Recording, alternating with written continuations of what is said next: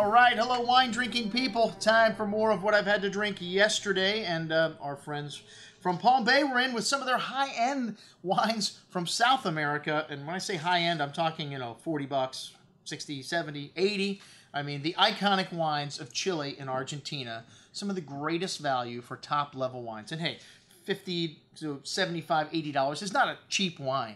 But for an iconic wine, for the top wine that these wineries are producing, when you look at the iconic wines from around the world, Bordeaux, Burgundy, California, they're double or triple or even more. So to me, if you want top-level wines, you can find some of Argentina's, Chile's best wines still for under $100. So to me, that says value when you're looking at these small production wines where the estate is trying to make their greatest expression of the varietals they have there. Like this Bodegas Salentein Numia Grand Corte from the Valle de Uco. This wine is a blend of Malbec, Cabernet Merlot, Petit Verdot, and Cabernet Franc.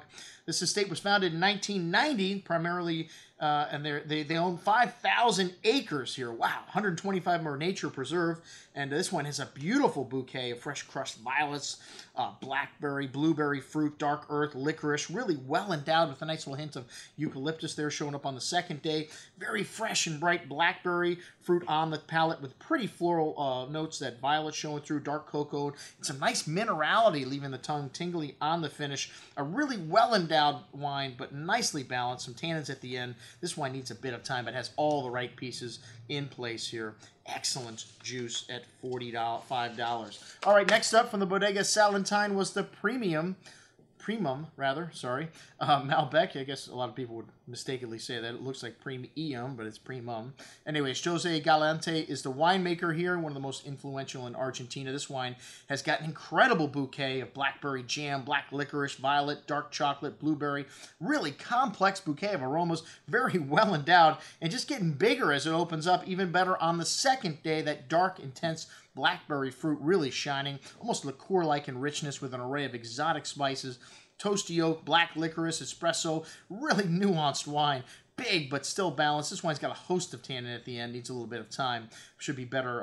Was much better on the second day. That tells me this wine needs to be cellared for a decade. Most excellent juice at $67.50. All right, the Santa Rita Triple C up next. And this is the second largest winery in Chile, Conchitoro being the first. And this is a blend of Carmenere, Cabernet, Cabernet Franc. Thus the triple C's, Cabernet, Cabernet, Cabernet Franc. And it's got a good amount of that fresh earth and kind of peppery spice you get from wines from Chile, cigar wrapper notes to the dark cherry, currant berry, and plum fruits. This wine is from the Alto Junel estate, which is about 40 miles from Santiago. And it's got some coffee and tobacco notes as well. Really typical Chilean bouquet. A big and chewy wine on the tongue with a firm hand of tannins and acidity holding things together. This wine's a bit dry at the end, but nice fruit and really opening up on the second day. Even bigger, more balanced, showing more fruit. This wine's really well built. You could use a decade in your cellar at $40.50. Excellent juice. The Santa Rita Carmenere from Paywen, sorry. I knew it was pay something. Anyways, that's how you say that word, Paywen. And it's from Apalta, 2005. Got a little age to it. A blend of 95% Carmenere, 5% Cabernet Sauvignon. Some of the vines dating back to the 1940s here. An intense bouquet of that peppery spice. Dried tobacco, fresh plowed earth. Some currant and plum fruit here, but lots of that pepper and tobacco showing through on the nose. And a good amount of that showing through on the palate as well. Some dark currant and plum fruit with an array of cedar, cigar wrapper, fresh earth, a really long and layered finish with a firm hand of acidity and a lot of that peppery spice. Maybe a little bit too much for some, but some coffee and dried tobacco coming in there as well. An excellent bottle of wine. It's $72, just a little bit expensive.